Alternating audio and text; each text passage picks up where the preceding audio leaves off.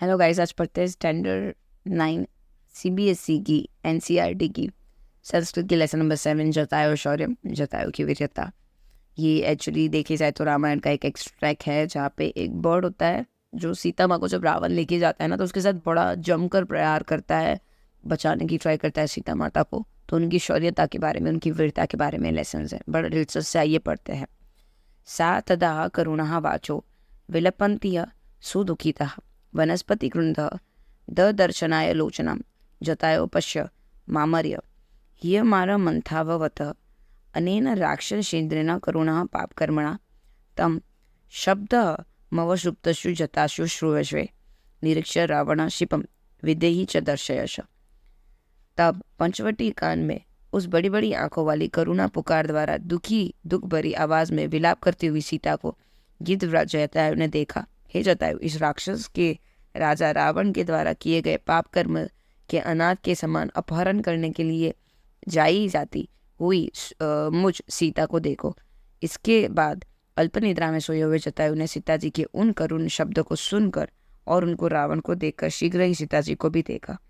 यहाँ पे क्या होता है कि सीता जी का जब अपहरण हो रहा था है तो सीता जी रो रही होती है जोर जोर से, तो वो जटायु को देखती है और जटायु को खुद को बचाने के लिए कहते हुए बोलते कि ये रावण जो है मुझे पाप कर्म कर रहा है और मुझे उठा के लेके जा रहा है, आप मेरी रक्षा कीजिए। और जब उस टाइम पे जो जटायु होता है वो आधी नींद में होता है, वो वहाँ से उठकर उनके पास जाते हैं, मैटर देखते हैं और सीता को बचाने का प्रयास करते हैं। तथा पर्वत शृंगा बक्षीय तीक्ष्ण तुंड खादोत्म वनस्पतिगतः श्रीमान व्यवहारं शुभां गिरं निर्वत्नं मति नीचा पर्दायाः विमर्शनात् न तत्तस्य चरणे द्वियोः तत्परोऽवश्यः विग्रहेत।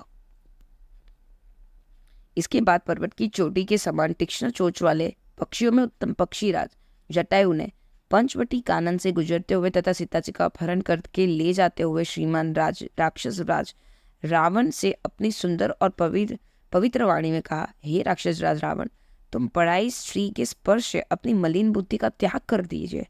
यह दूषित कार्य तुम ऐसे धैर्यशाली पुरुष को शोभा नहीं देते।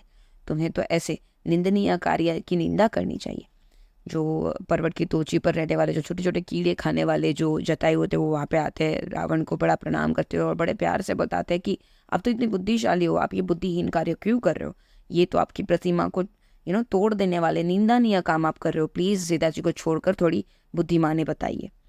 वृद्धो अमा तव युवा धन्वी सरस कवची सरी न चापत्याय कुशली वेदे इमे गमिष्यसि तस्य तीक्ष्ण खादमां तु चरणाभ्यां महाबलः चकार बहुधा कात्रेह वर्णाना पतगत सतम। अनुवाद, हे राक्षस राज, मैं तो बूढ़ा हूँ, तुम जवान हो, धनुर्धर हो, रथ पर सवार हो, तुमने कवच भी धारण किया है तथा तुम धनुष्य बाण भी धारण किए हुए हो, तो भी तुम मेरे रहते हुए माता सीता जी को कुशलतापूर्वक नहीं ले जा सकते हो। ऐसा कहकर पक्षीराज गरुड़ ने राक्षस राज रावण पर अपने तेज नाखूनों से तथा अपने महाबल शक्तिशाली पंजों से संपूर्ण शरीर पर चोंच और पंजों के अनेक प्रहार कर घाव कर दिए गए। राक्षस की उपमा बताते हैं, उनका डिस्क्रिप्शन बताया हुआ कि मैं तो बूढ़ा हूँ, तुम जवान हो, तुम्हारे पास धनुष है, रथ पर बैठे हुए हो, तुम्हारे पास कवच है। वैसे करके इनका डिस्क्रिप्शन दे रहा है यहाँ पे रावण का कि रावण के पास क्या क्या चीज़ है, फिर भी तुम सीता माँ को उठा के लेके जा रहे हो, मैं तुम्हें ये नहीं करने दूंगा। और उनके नाखून और चोंच से जो पक्षीराज जटायु होते हैं उन्हें मारना शुरू कर देते, बहुत सारे प्रहार करते और सीता माँ को बचाने का प्रयास कर रहे होते।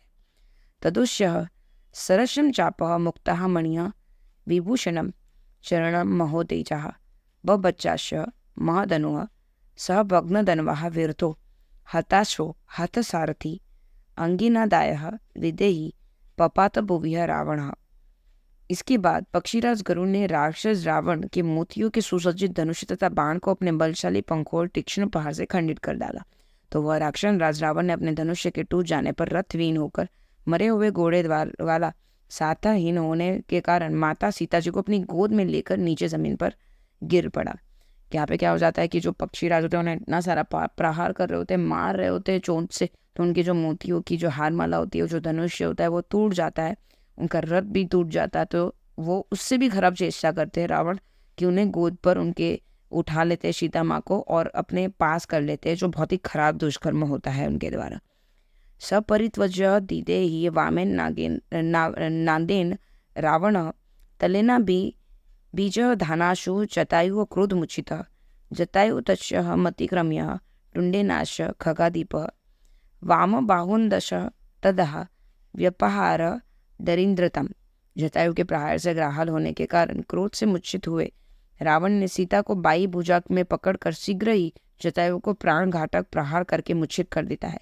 फिर पक्षीराज जटायु ने भी अपनी तेज चोंच के शत्रुओं का दमन करने वाले पंजों तथा चोंच के प्रहार से राक्षस रावण के बाई दिशा की 10 भुजाएं उखाड़ डाली तथा अंत मरने तक सीता माँ की रावण से रक्षा की। यहाँ पे होता है जटायु जो होता है वो बहुत ही घायल भी हो जाता है, मूर्छित हो जाता है, क्रोध में गिर भी जाते हैं, लेकिन वो रावण को मारना नहीं भूलते, लेकिन मारते ही रहते अपने चोट से उनके जो बाई बाजू के सारे हाथ होते हैं ना उनको मार मार के खंडित कर देते। वो जब तक मरते नहीं है तब तक जटायु सीता माँ की रक्षा करते रहते हैं और आखिर में फिर उनकी मौत हो जाती है इतने सारे, लेकिन वो अपने लास्ट मोमेंट तक भी सीता माँ की रक्षा में रावण से लड़ते रहते हैं लेकिन अक्षम होते हैं। होपफुली आपको समझ में आ गया होगा। Thank you so much.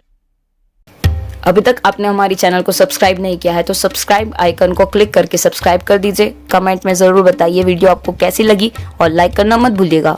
Thank you so much.